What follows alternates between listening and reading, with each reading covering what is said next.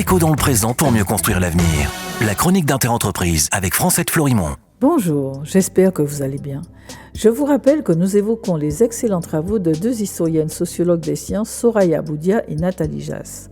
Elles expliquent comment et pourquoi nous sommes arrivés aujourd'hui à nager littéralement dans des pesticides. Cela a été possible selon elles parce que cette intoxication généralisée a été accompagnée par la gouvernance qui se préoccupe toujours d'abord d'économie.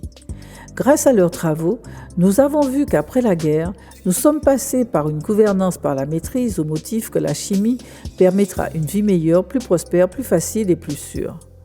Pour contenir la colère de population, il s'en est suivi une gouvernance par le risque.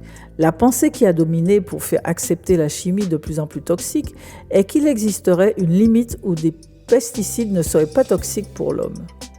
Tout devient alors une question d'équilibre entre les bénéfices et les risques. On est dans la quantification, dans la rationalité.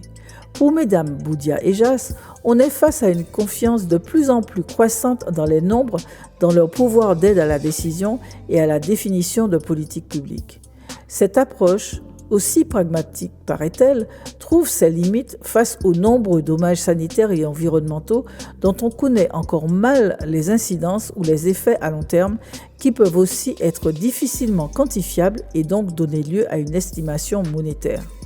D'une part, parce que l'évaluation de certains dommages dépend d'un ensemble de caractéristiques propres qui ne se retrouvent pas ailleurs. D'autre part, parce que quand le dommage est irréversible, notamment pour les générations futures, comment l'évaluer financièrement ?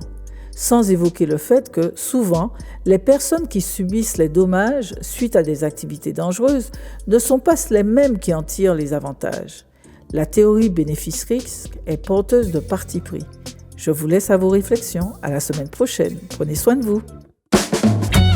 Déco dans le présent pour mieux construire l'avenir. La chronique d'Interentreprise avec Francette Florimond.